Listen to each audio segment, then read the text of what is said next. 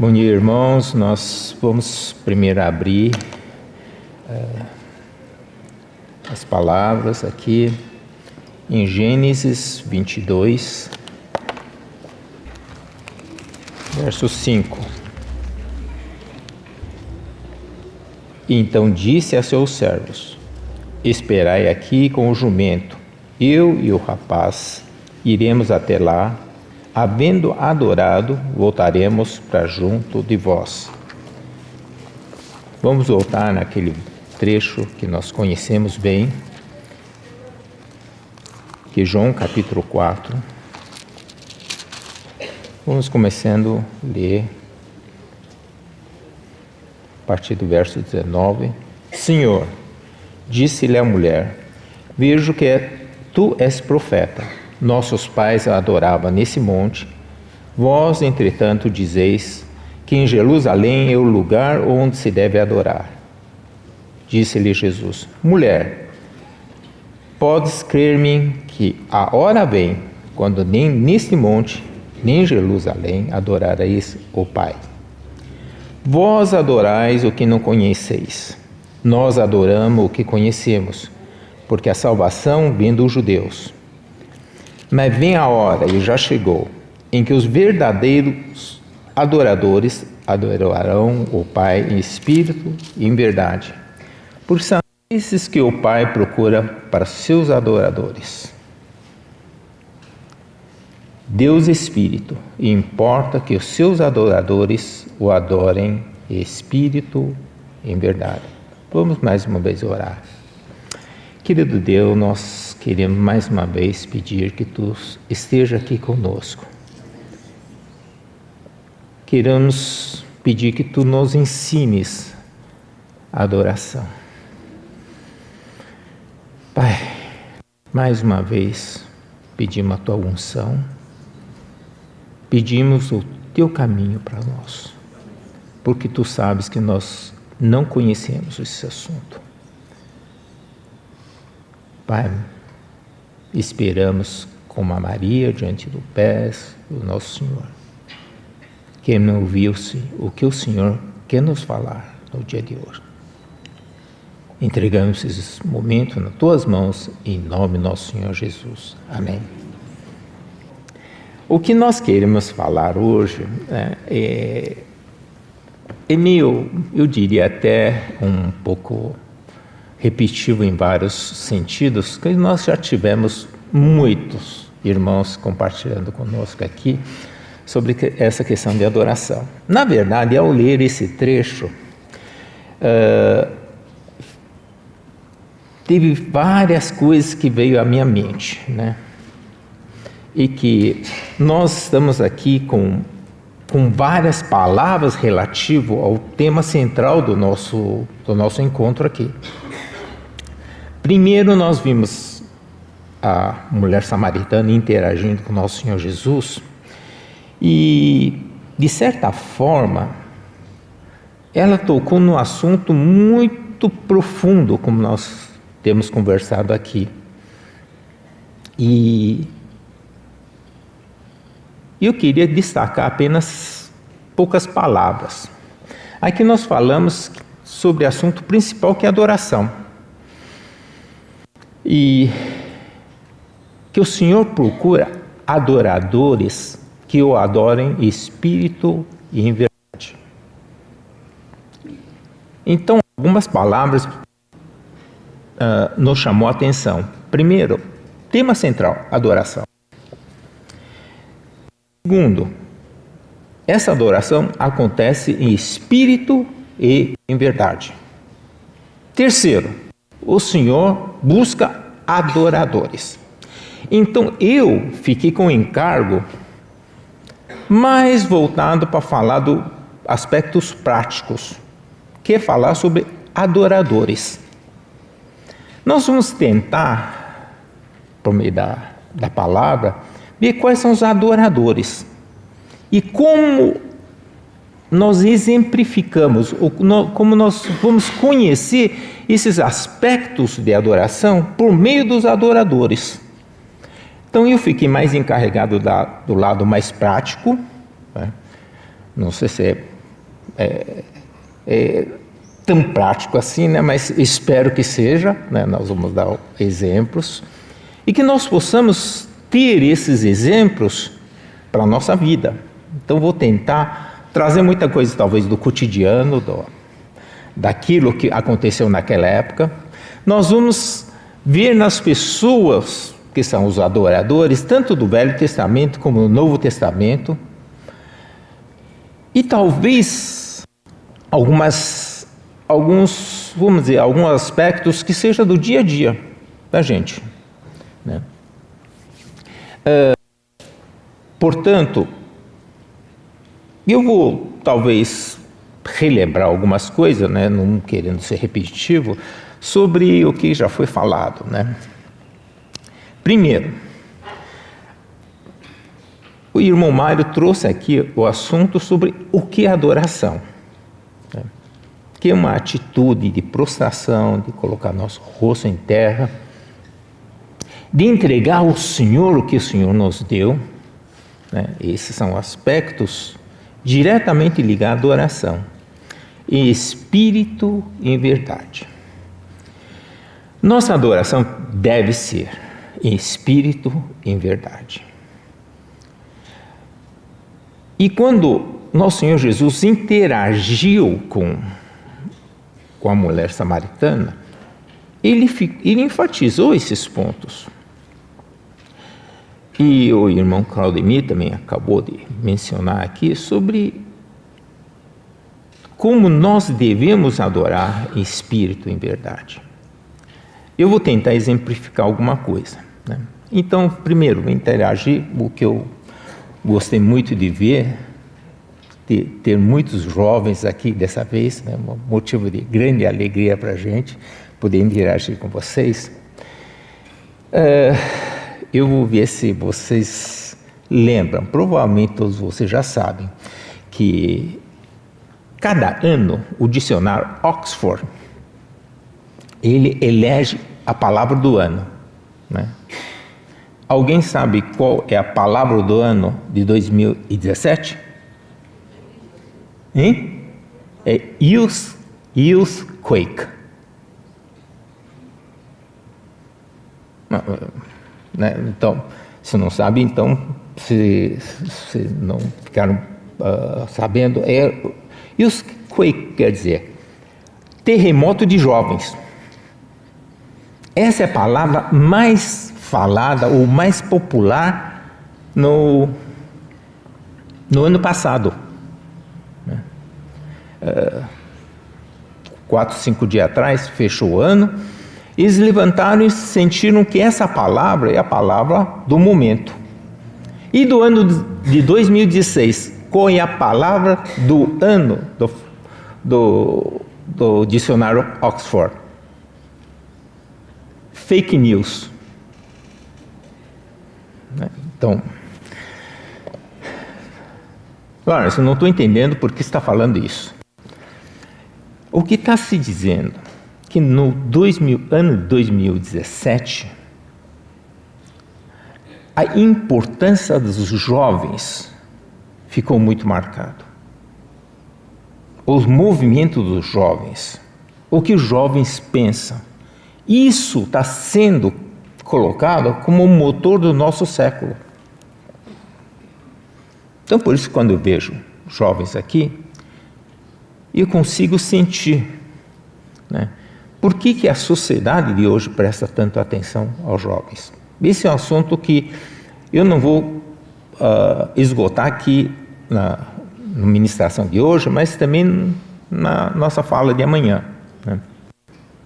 De alguma forma, nós temos que entender que hoje a sociedade está muito pautada pelos jovens, né?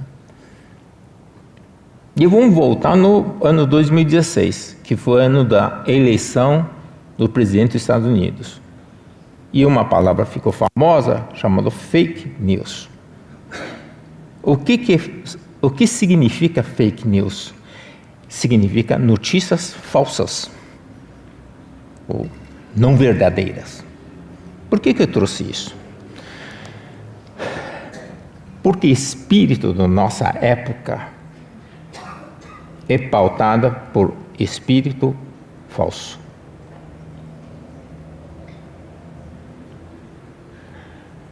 Isso é consumido nas redes sociais de maneira indistinta. Segundo alguns estudos, mais de 50% das notícias que nós lemos não são verdadeiras. E não apenas nós acreditamos, como passamos as notícias para frente.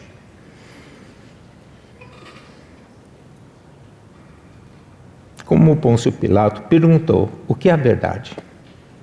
Olha, desse tempo de Jesus, eles tinham essa dúvida, o que é a verdade?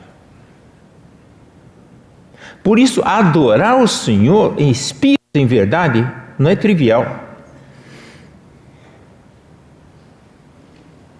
Primeiro, nós temos de entender o que é espírito e o que é verdade.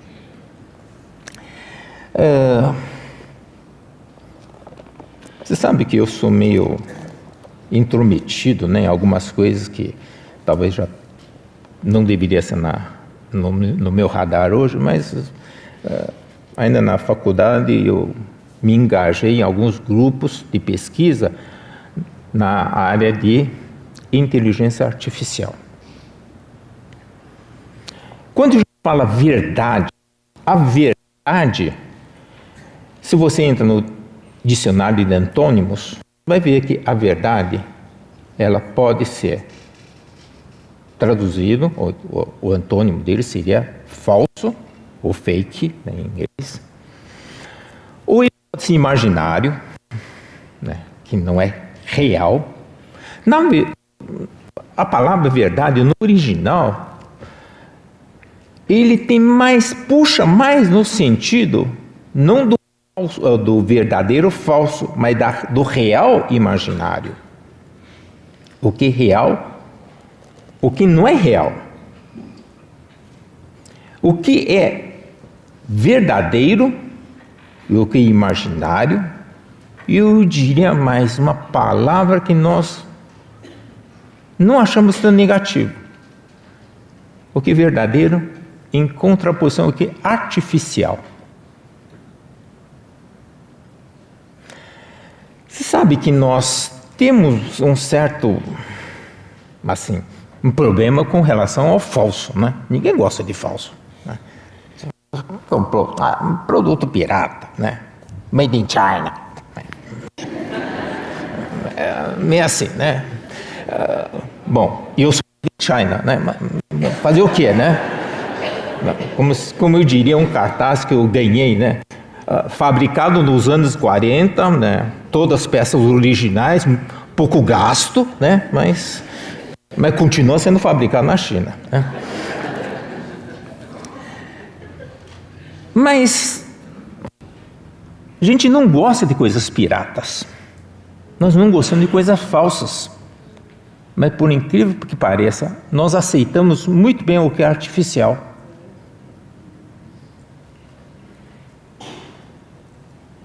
Do real para artificial é um detalhe, mesmo detalhe que a gente não temos problema. Nossas comidas são artificiais, né? Você vai ver que muita coisa da nossa vida é artificial e nós aceitamos bem. E a grande onda do momento, principalmente quem está na área de tecnologia, é inteligência artificial. A gente fica estudando machine learning, deep learning, sistemas cognitivos e assim por diante. Tudo artificial. Quando você pega um telefone e liga para uma concessionária qualquer reclamando, sabe quem que está respondendo lá para você? Um robô. Se você não prestar atenção, você pensa que está falando com uma pessoa. Não. Você está falando com um robô, totalmente artificial. E às vezes eu até gosto. Por quê? Ele responde mais precisamente do que uma pessoa. A nossa sociedade é pautada muitas vezes por aquilo que é artificial e nós achamos uma boa. adoramos drone, adoramos robótica, adoramos um monte de coisa, né? Eu não fui assistir, né? Tem uma nova série de Star Wars, né? Que cheio de robôs, né? De achar aquele butininho, né? Coisa assim, né? Hoje nós temos aspirador que aspira sozinho, acaba a bateria, ele vai para o lugar para se carregar automaticamente. A gente acha tudo bom.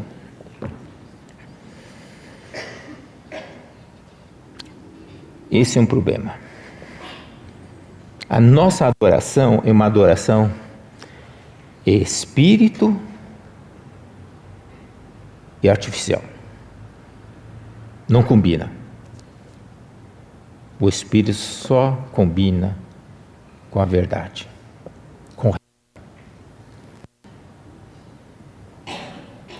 Nós aceitamos a artificialidade. Nós aceitamos aquilo que não é real. Por quê? Porque facilita nossas vidas. Ontem à noite, quando a Andena disse que sobre a Bíblia, né? Essas Bíblias grandes, né? Para mim é bom porque letra é grande, né? Porque senão não enxergo. Mas ao mesmo lado, né? A gente põe um tablet, né? Nos ajuda. Muitas das artificialidades nos ajudam. Eu sou um vidrado nessas coisas. Não pode aparecer um celular novo que eu não vou estudar. Mas nós temos que saber, essas coisas são artificiais. A nossa vida não pode estar assentada sobre a artificialidade. E por isso, nossa adoração, quando o Senhor Jesus disse, Espírito em verdade. Esse está sendo o grande problema dos estudiosos de inteligência artificial. Ele consegue reproduzir muitas coisas, inclusive emoções. Mas eles não conseguem reproduzir intuição, consciência, nem comunhão, que são as características do Espírito. Nunca foi tão importante como agora de entendermos a tricotomia. Aquelas pessoas que acreditam que alma e espírito não faz diferença, na era da inteligência artificial, passa a ter um grande problema. Porque a inteligência artificial substitui muita coisa da alma. Eles conseguem até tomar decisões, que é a parte da vontade. Mas não substitui e não substituirá nunca o espírito. Parece que desde aquela época, o Senhor Jesus sabia que a adoração tem que ser via espírito. Essa é a característica do ser humano. E quando eu vou conversar com meus pais de pesquisa, eles não acreditam. Claro, são ateus, não acreditam. Tem gente até tem dúvida se acredita em alma. Quanto mais espírito. Espírito é fundamental para nós. E o Senhor colocou espírito no homem como sendo o órgão com capacidade de ter comunhão e adoração a Ele. Por isso, adoração, espírito em verdade, é tema central da humanidade, da criação do homem. Quando a mulher samaritana conversou com o Senhor Jesus, ela tocou no ponto central da criação do homem, que é a adoração. Por quê? A adoração só pode acontecer por meio do Espírito. Bom,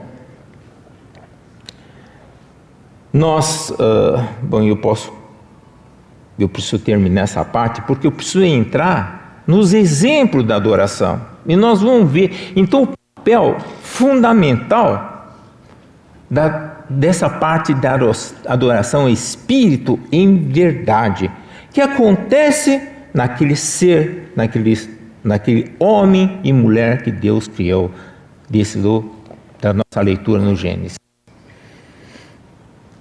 Nós sempre achamos que nosso mundo agora é um mundo em transição. É verdade. Mas essa parte nunca esteve em transição. Desde a criação. Por isso é fundamento para nossas vidas entendermos a adoração em espírito, em verdade. Bom, eu não preciso repetir porque eu tenho certeza que vocês estão convencidos disso, né? Então, o primeiro exemplo que nós queremos estudar fica em 1 Samuel, capítulo 1, do verso 11 a 18, e eu não vou ler, né? A gente vai ter muitos trechos, mas a gente vai perceber que esse trecho vai nos falar da pessoa de Ana. Então vamos começar o exemplo por meio da personagem chamada Ana. A Ana foi uma das mulheres, né?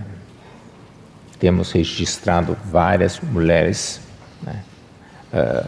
Nesse sentido, começando com Sara, que tiveram problemas em engravidar e ter filhos. A Ana também teve esse problema.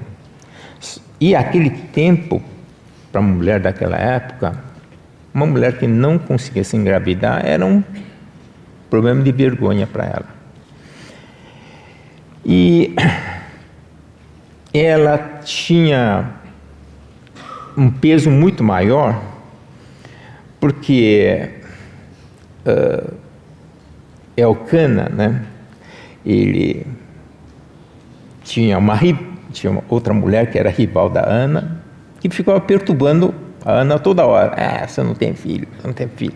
E ela ficava amargurada, era chorosa, murmurava e ficava orando, pedindo um filho. Pedindo filho para quem? Para o marido. O marido diz: você sabe, eu te amo, você sabe, eu não sou melhor do que filho. Ela não concordava com isso. Ela foi orando. E um dia ela foi no templo.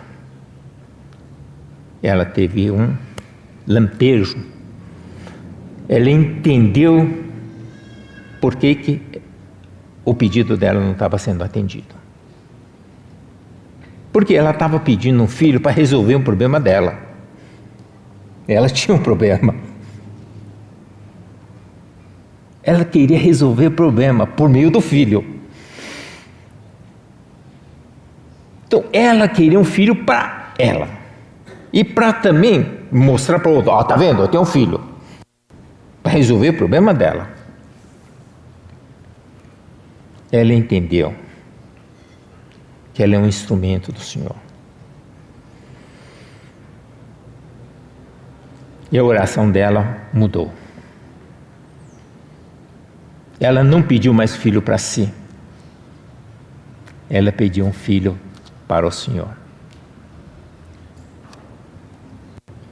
Ela entendeu que o Senhor precisava do filho, não ela. Ela colocou essa oração, que esse filho seria para o Senhor.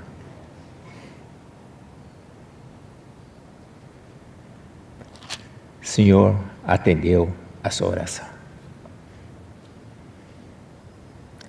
Não foi pouca coisa.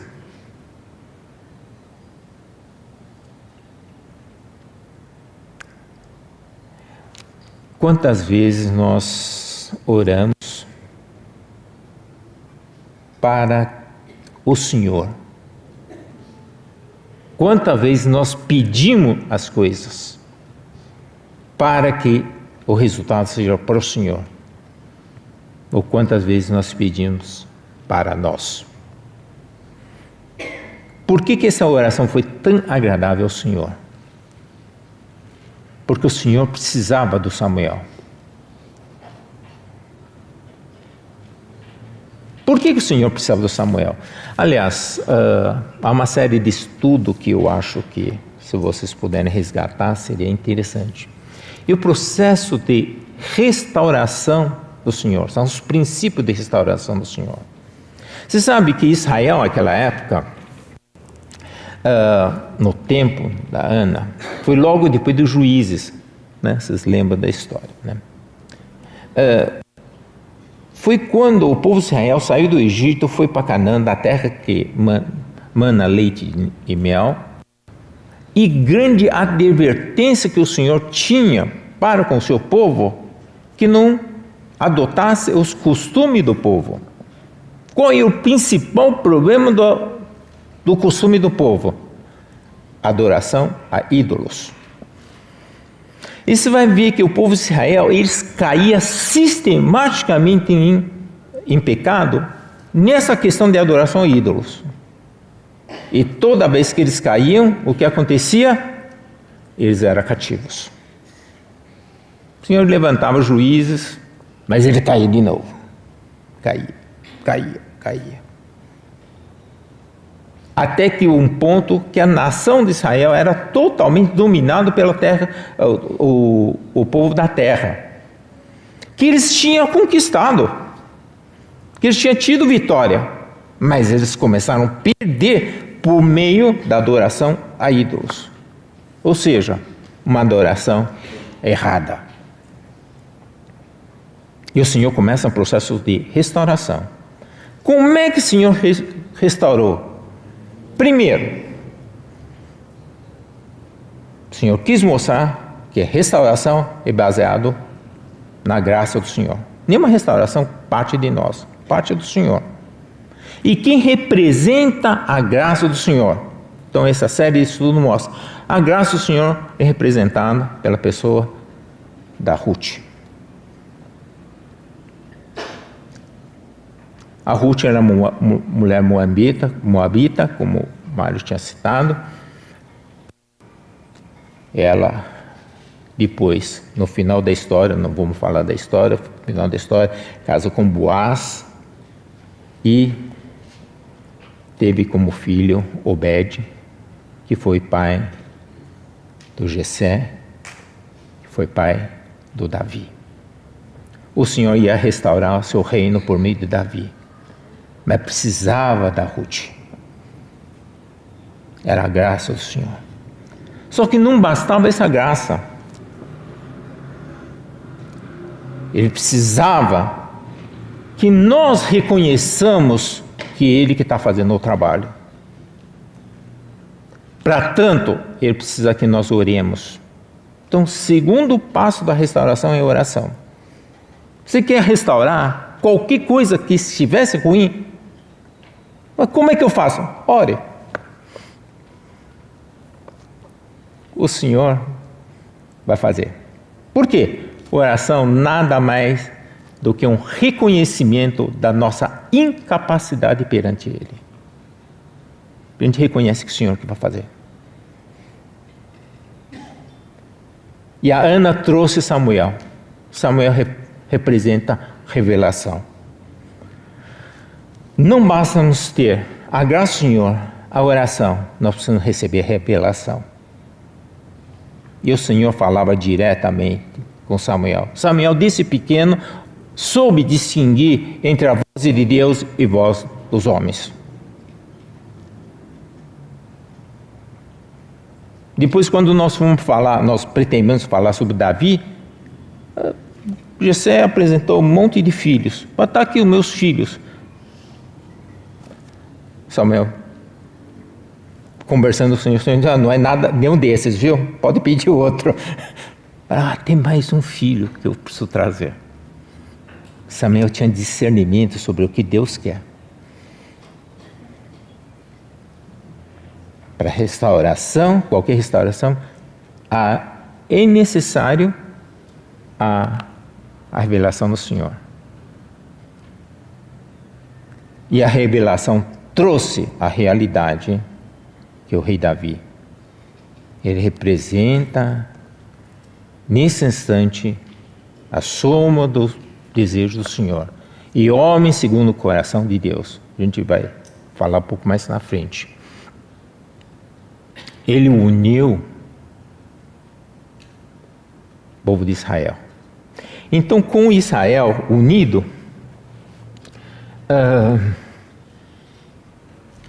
o Senhor pôde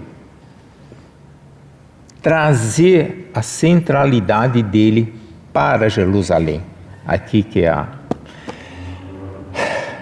o ponto quando a mulher samaritana perguntou sobre. E nesse monte, no Jerusalém. Então se vê que não é por acaso. Então Davi, ele realmente reuniu o povo em Jerusalém. Ele trouxe a centralidade da vontade do Senhor lá. E o Davi um desejo de construir o templo. Mas o Senhor disse, você não. Mas seu filho o fará. Davi preparou tudo. E o Salomão o fez. Foi o trecho que o irmão Mário leu ontem. Fica em 2 Crônicas 7. Eu acho que vale a pena ler isso. 2 Crônicas, capítulo 7. Vou começar com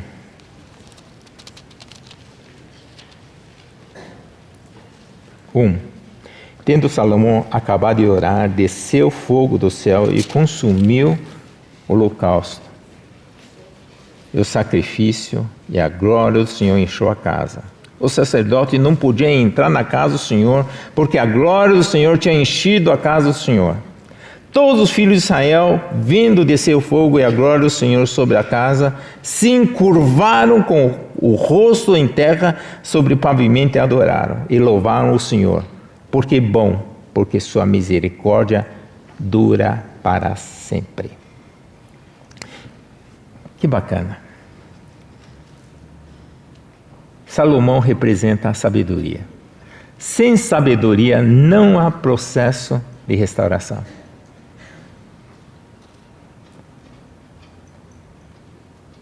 E o templo do Senhor foi restaurado. E a glória do Senhor encheu a casa.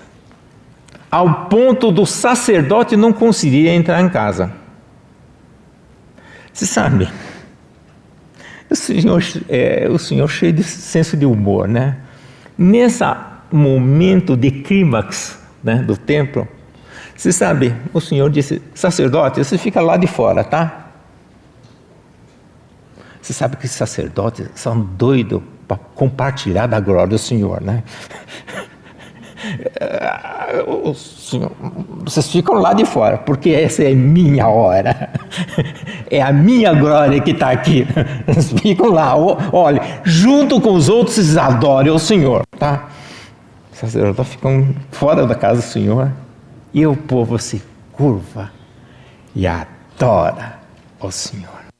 Porque o Senhor pôs um lugar para adoração. A gente está falando da sombra do Velho Testamento. Mas assim mesmo, a gente consegue contemplar essa cena do povo adorando. Na verdade, todo esse processo foi o processo que o Senhor fez de restauração até trazê-los à adoração. Adorar Deus verdadeiro. Porque eles eram adoradores de ídolos. A Ana foi um instrumento bem no meio utilizado por Senhor para que esses processos de restauração se dê. E agora o povo está adorando, com a casa cheia, com a glória do Senhor enchendo a casa. Estou falando o lado irônico que o sacerdote de fora, junto com o povo adorando. Mas uma cena linda. por meio da oração da Ana. Como é importante nós orarmos pela restauração do Senhor.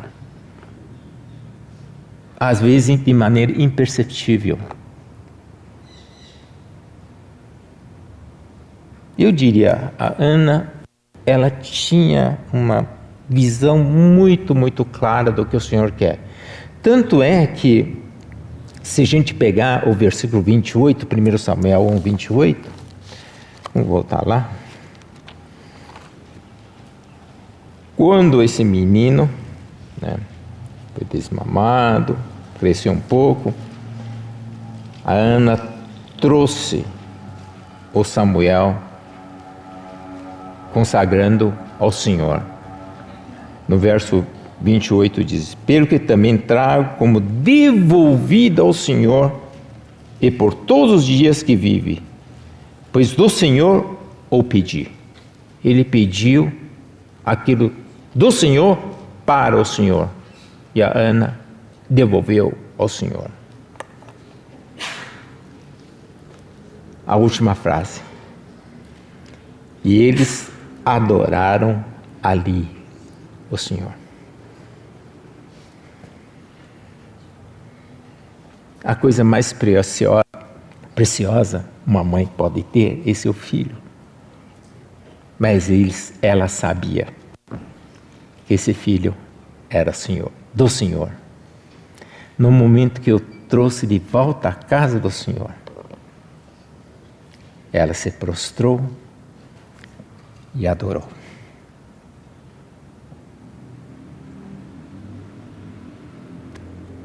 Essa é uma verdadeira adoração. Então, se nós queremos entender o que é adoração, aqui está um exemplo. Quando a gente devolve assim ao Senhor aquilo que nos deu para cuidar, mas a finalidade última é devolver como adoração ao Senhor. Amém?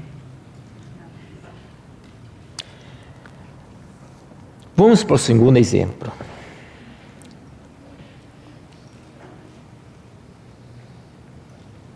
Bom, como não podia deixar de ser, o segundo exemplo é Davi, né? Sabe, Davi é difícil de falar dele. Por que é difícil? Porque, segundo Spurgeon, né, que tem um livro, eu tirei o livro para tentar preparar alguma coisa, e eu fiquei assustado, né? O conjunto de livros chama O Tesouro de Davi, né? E 2 volumes dessa idade, né? Eu olhei para aquilo lá, falei, não vai dar, né? Eu tenho 1 hora aqui, não vai dar nem para começar, né? Spurgeon, que era rei dos pregadores, ele é tão precioso, os salmos. Nós sabemos dos 150 salmos, com certeza 73 é dele, porque foi nominal, é dele. Tem 12 de Asaf, depois tem de Moisés, tem vários outros autores. Mas ainda tem 51 outros salmos que a gente não sabe quem é o autor. Tem o filho de Coré, que tem 9. Mas desses 51, provavelmente grande maioria também era do Davi. Assim, se você olhar, tem um salmo antes, que era do Davi, outro depois, do meio provavelmente é do Davi também. Mas não estava escrito no título que é Salmo de Davi. Se a gente lê Salmos, a gente vai perceber a riqueza do coração do Davi para com o Senhor. Tem alguns salmos que são emblemáticos. Sabe, eu estou perdendo um pouco a sequência, mas de repente vem isso para mim. A gente se pega, por exemplo, Salmo 19. Eu não canso de ler Salmo 19, né? Os céus proclamam a glória de Deus e o firmamento anuncia as obras das suas mãos. Um dia discurso a outro dia, e uma noite revela conhecimento a outra noite. Não há linguagem, nem há palavras, e dele não se ouve nenhum som. No entanto, por toda a terra se faz ouvir a sua voz e as suas palavras. Até os confins do mundo, aí pôs uma tenda para o sol. Claro, a partir do versículo 7, a gente tem até Coríntios que fala isso. A lei do Senhor é perfeita e restaura a alma. O testemunho do Senhor é fiel e dá sabedoria aos simples. Os preceitos do Senhor são retos e alegram o coração. O mandamento do Senhor é puro e ilumina os olhos. Assim por diante. Até que no final diz, as palavras do meu lábio e o meditar do meu coração sejam agradáveis na tua presença, Senhor, rocha minha e redentor meu. Não temos dúvidas. Davi, o poeta, era um adorador. Ele tinha a sensibilidade do adorador. Ele sabe muito bem como adorar. Ele é escritor de salmos. Se nas nossas comunidades nós não sabemos, como é que nós vamos adorar o Senhor? Se não souber, eu diria, mais simples, lê salmo.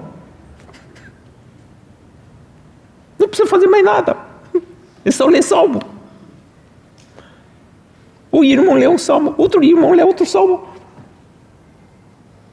Na prática, a adoração corporativa é tão simples. A não ser que faz. Começa com o Salmo 1. Tem 150 salmos para ler. Começa de manhã, se dá à noite, você está lendo o Salmo.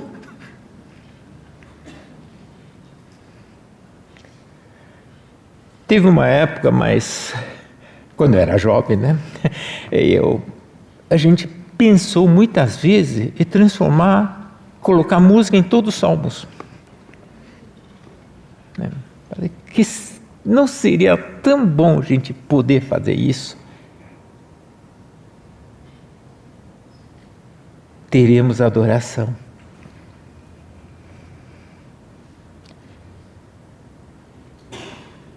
Esse foi, eu diria, uma obra-prima que Davi nos deixou.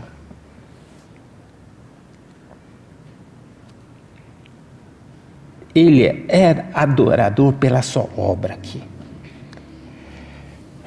Mas voltemos para falar um pouco do Davi.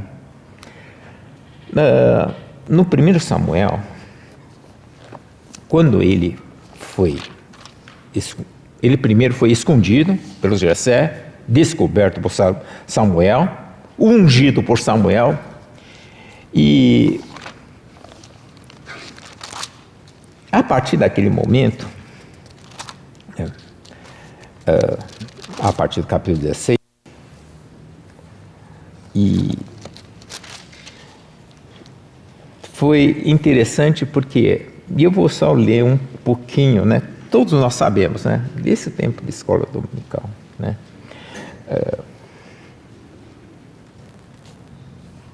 Verso 12. Então mandou chamá-lo e fê-lo entrar. Era ele ruivo, de belos olhos e de boa aparência. Disse o Senhor, levanta-te e unge-o, pois esse é ele. Pois esse é ele. Ele quem? O rei. Para substituir Saul. E Samuel ungiu. Logo depois, tendo-se retirado de Saul o Espírito do Senhor, da parte desse, o espírito maligno o atormentava. Então os servos do Saul lhe disseram, eis que agora um espírito maligno enviado de Deus te atormenta. Manda, pois, Senhor nosso, que teus servos que estão na tua presença busquem um homem que saiba tocar harpa. E será que quando o espírito maligno da parte do Senhor vier sobre ti, então ele adirá lá e se achará melhor.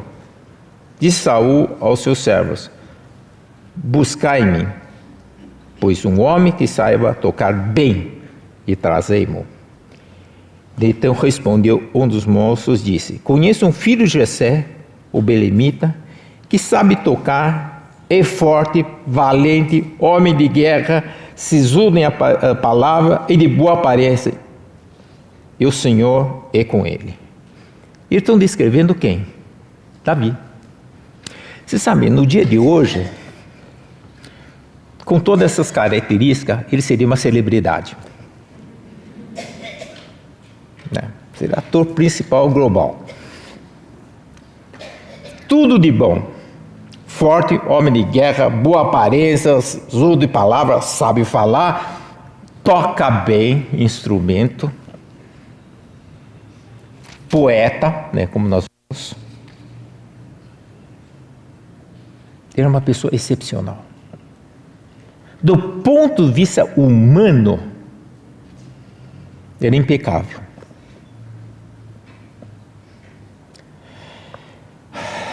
Aí reside o problema. Quando nós encontramos homem perfeito, ou quase perfeito. Ele tem de tudo. Uma coisa que talvez eu queria falar, não sei se vou ter tempo, mas ia falar amanhã, é sobre instrumentos, sobre música. Você sabe, nós adoramos o Senhor em espírito e em verdade, mas também com nossa alma e corpo. E música, definitivamente, talvez seja a parte que mais atrai jovem.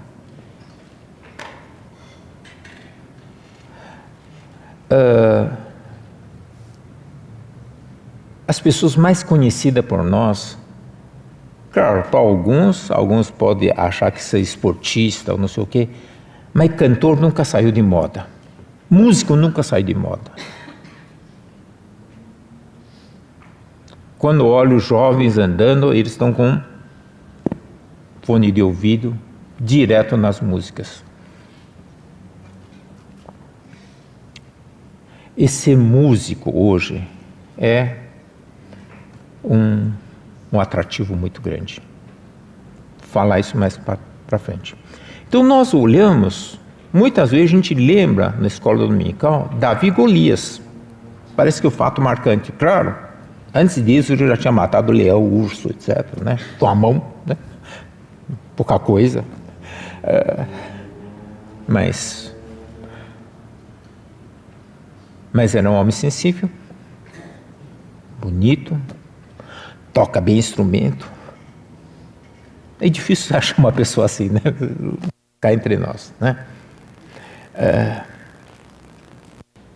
mas a maior sensibilidade dele era conseguir ouvir do Senhor.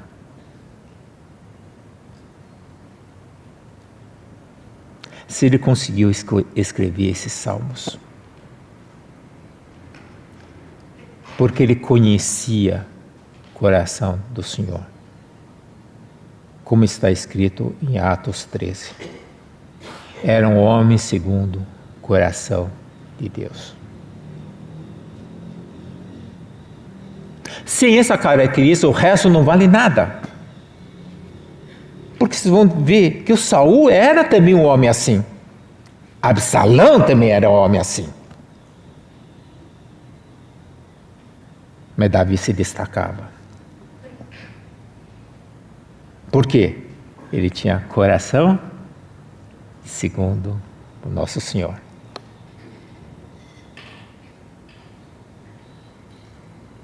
Quantas vezes nós buscamos todas essas características externas, esquecemos que o que valia era o coração dele.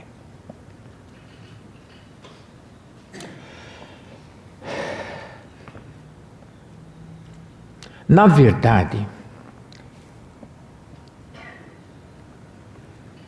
no começo, ele foi tão perfeito, que chegou um momento que ele deu uma pisada no tomate. Quando ele esteve no caverna junto com Saul, ele não queria matar o Saul. Mas pensou, sabe de uma coisa? Vou dar uma lição no Saul, vou cortar um pedaço do veste dele, né? Só para saber quem que eu sou, tá? Mas ele sentiu mal com isso também. Ele percebeu que ele não devia ter feito.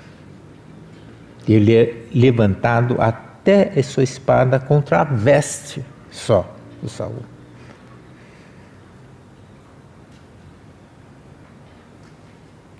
Dona Mário ontem leu, ele mesmo sabendo que ele foi ungido no lugar do Saul, ele prostrou em terra, dizendo que Saul não devia ter feito isso.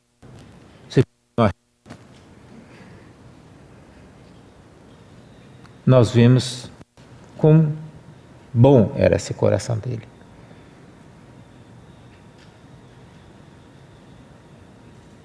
Só que depois ele conquistou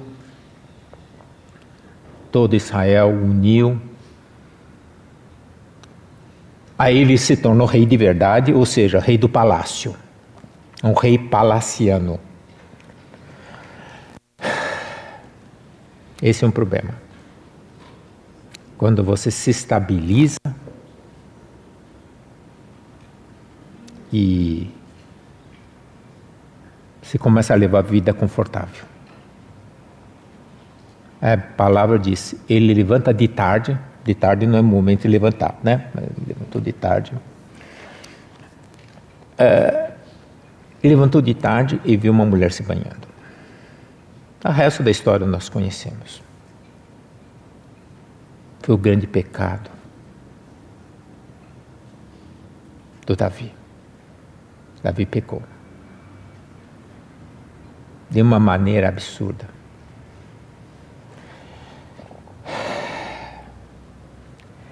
E o que aconteceu? Em Samuel, 2 Samuel 12, quando ele foi advertido pelo profeta, foi quando ele acordou, pequei. E o Senhor fez adoecer o filho dele. E o que Davi fez? Davi jejuou, pôs pano de saco em si, orou ao Senhor, para que o Senhor curasse o filho. Estava num aposento. Entra o servo e diz a Davi,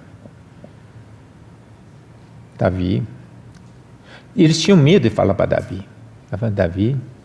Davi, seu filho morreu. Qual foi a reação do Davi? Então a palavra diz, então Davi se levantou da terra, lavou-se, ungiu-se, mudou-se de veste, entrou na casa do Senhor e adorou.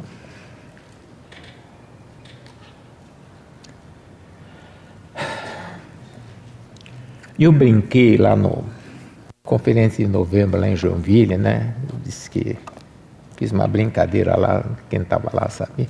Falei, eu sou contra a gente furar a fila, né? O que significa isso, né? Eu sou contra os filhos morrer antes dos pais, né? Não atropela a fila, né?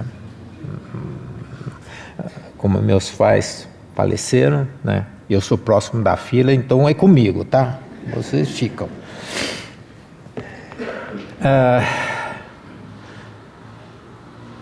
Por quê? Porque dor de perda de filho é inimaginável. Embora eu não tenha perdido filho, mas minha irmã perdeu, eu compartilhei do sofrimento.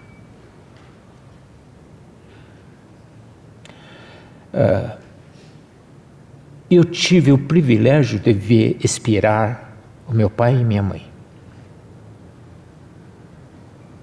É uma dor, mas é diferente.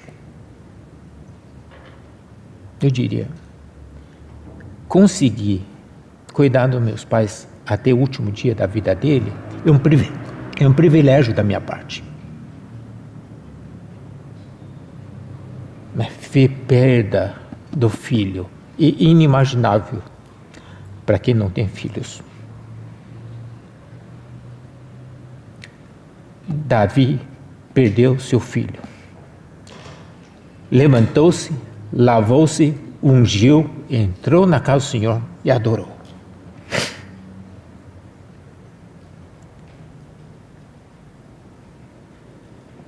Por quê? Porque ele sabia que um castigo que o Senhor lhe deu e que ele é merecedor. E a aceitação desse castigo demonstra o caráter dele.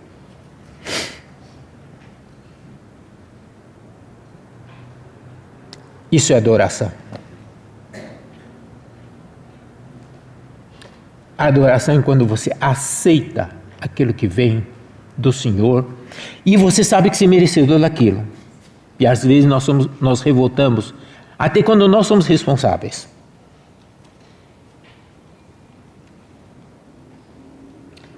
Assim como aconteceu mais de uma vez, o mesmo fato depois, o seu filho Absalão se revoltou contra ele.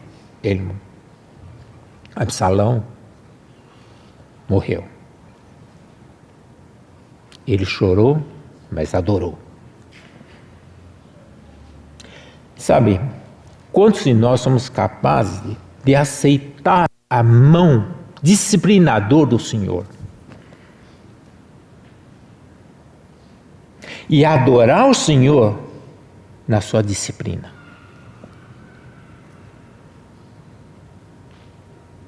Para uma pessoa que era rei amado, admirado, que está no coração do povo. Davi não era perfeito, mas era adorador. Nenhum de nós somos perfeitos, mas graças a Deus nós podemos ser adoradores.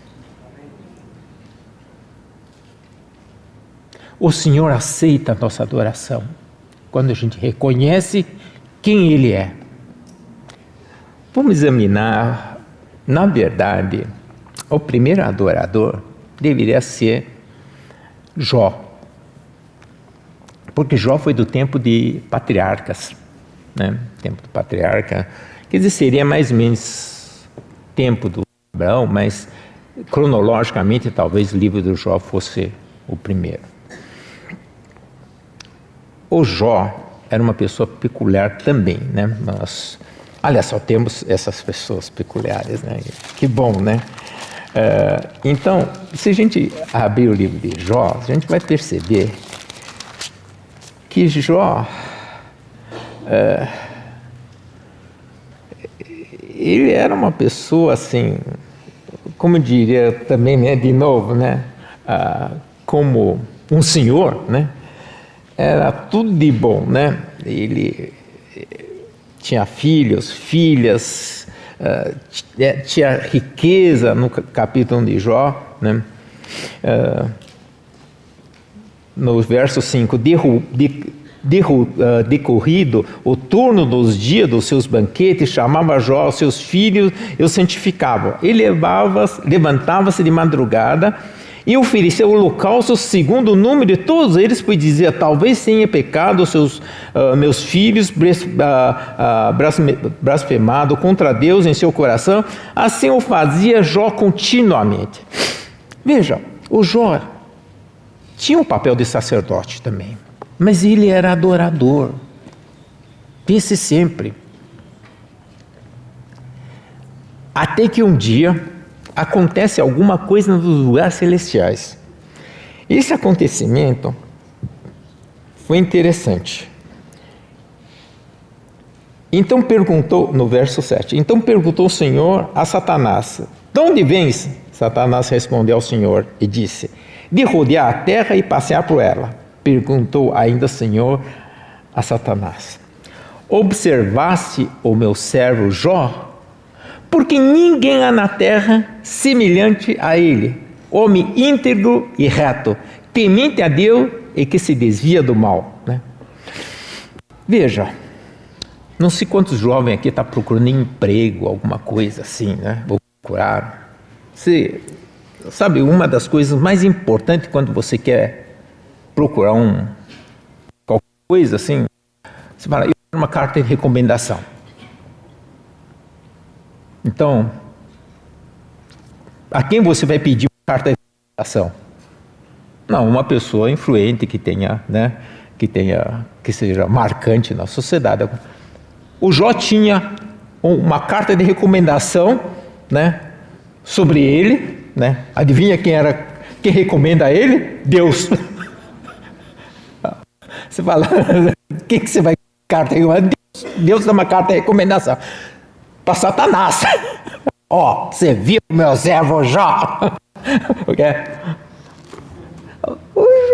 Satanás, mas também, né? Assim também, né? Não dá, né? Então Deus, tá bom. Você faz o que quiser com ele. Só não tira a vida dele. Pronto. Foi lá, acabou com tudo que ele tinha.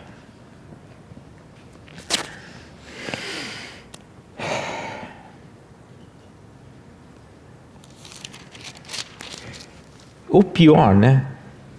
Ele foi assim, primeira onda, né?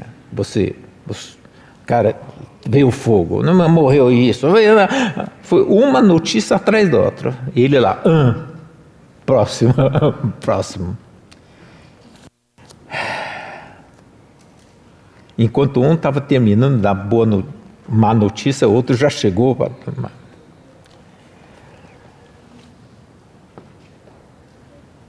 Verso 20. Então Jó se levantou, rasgou seu manto, rapou a cabeça, ele lançou em terra e adorou.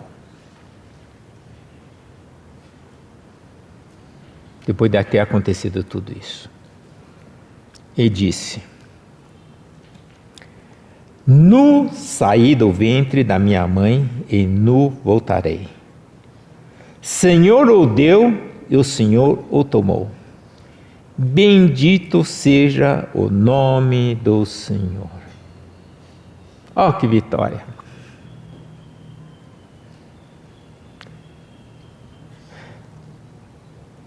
Toda vez quando eu perco alguma coisa que eu acho que não devia ter pedido, eu lembro desse versículo.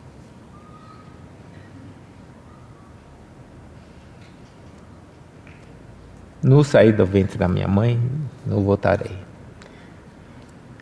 Tudo que nós temos foi o que o Senhor nos deu. Ele tem todo o direito de tomar. Jó estabeleceu um marco para nós entendermos. Nada somos e nada temos, tudo é dele. Bendito seja o nome do Senhor. Nessa hora, a adoração foi um alívio para ele. Você sabe que a adoração é muito bom. A adoração tira a nossa autocentralidade. Sabe por que você sofre? Porque você está centrado em você.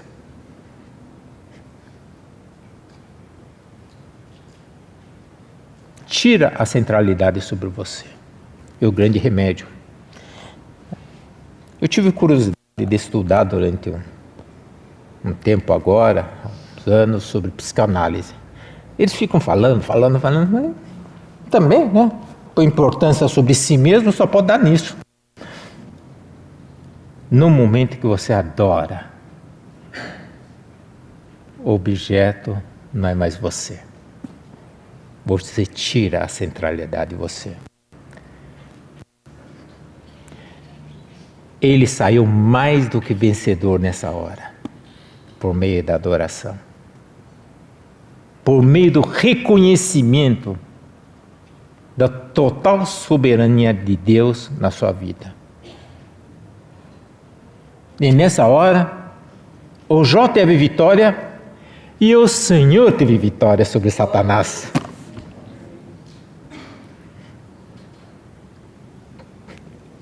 Mais uma vez o Senhor chega para Satanás e diz: tá vendo? Esse é o Jó. Foi o cara que deu carta de recomendação. Vê que não deu carta de recomendação, matou, ó, tá vendo? O segundo round foi um pouco mais difícil. Esse primeiro capítulo de Jó, só o primeiro round, tranquilo. O segundo round, o Jó teve um grande problema. Seus amigos, ou pseudo-amigo, sei lá, né? Como se diz? Meu amigo da onça, mas tudo bem. Para encurtar, nós tivemos em julho uma conferência sobre o livro de Jó. Não vou repetir, né? Não tem sentido nenhum. Mas, finalmente, de todas as idas e vais, em que de repente os amigos despertaram no Jó o quê? Autoconsciência. Despertaram nele a autocentralidade. Essa é a pior coisa que podia acontecer. Então, no mundo de hoje, entre os amigos do trabalho, a gente fala: não, esse cara é bom, ele é autocentrado, ele não se abala com a opinião de outro, é autocentrado. É considerado uma qualidade, uma virtude. E por isso que os amigos do Jó ficam provocando essa parte dele. Olha para dentro de você, olha para... Sabe, quanto mais olha para dentro de você, pior fica a gente.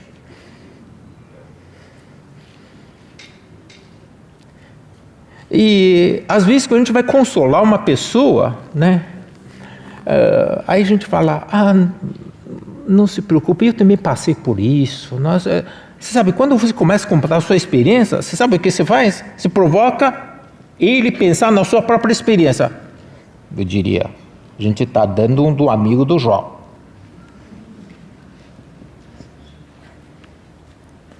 Nunca vamos curar a coisa dele. Por quê? Estamos trazendo o foco para dentro dele. E depois que entra, não sai.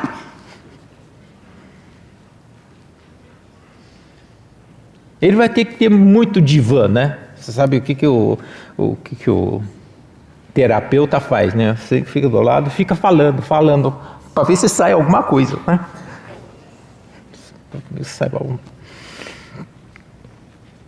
Então, até que o momento que o Senhor se apresenta a ele. Quando o Senhor se apresenta a ele, de novo, ele percebeu que o foco volta ao Senhor. Aleluia.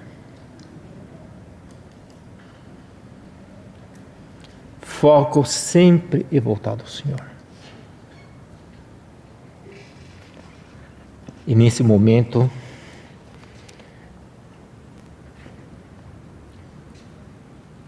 o Jó disse: e eu te conhecia só de ouvir, em 42, 5 e 6. Mas agora os meus olhos te veem. Por isso me abomino e me arrependo no pó e na cinza. Ele volta no estado original de adoração.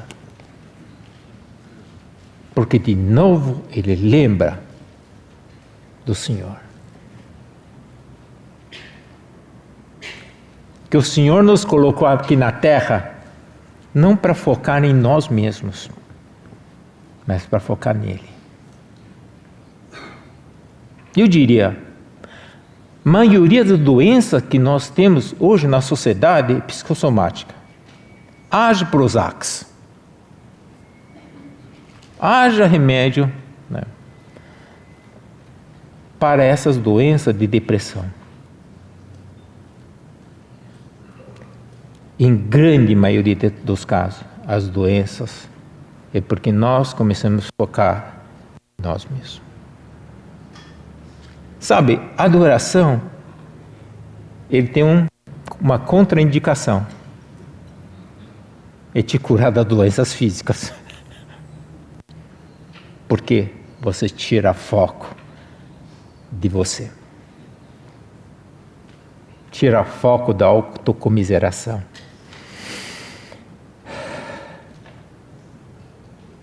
E você pode dizer, Senhor, estou te conhecendo mais. Eu sei quem o Senhor é. O Senhor Altíssimo, tudo te pertence. Aliás, até os problemas. Como é bom a gente adorar. Adoremos a Ele. Querido Pai, mais uma vez nós queremos nos prostrar perante Ti. Nós queremos ter uma vida que Te agrada. Nós queremos ter uma vida de adoradores. Pai, obrigado porque o Senhor nos providenciou pessoa do Senhor Jesus Cristo, para que por meio dele nós possamos Te conhecer, saber da Tua preocupação para conosco. Mas acima de tudo, o Senhor nos salva de nós mesmos, da nossa carnalidade, da nossa autoconsideração, Pai. E querendo Te louvar, Te agradecer por isso. Pai, mais uma vez nós queremos nos prostrar com nossos rostos na terra. Pai, faça-nos verdadeiros adoradores. Queremos colocar isso diante de Ti. Nos guarde no resto do dia, resto da conferência. Em nome do nosso Senhor Jesus Cristo. Amém.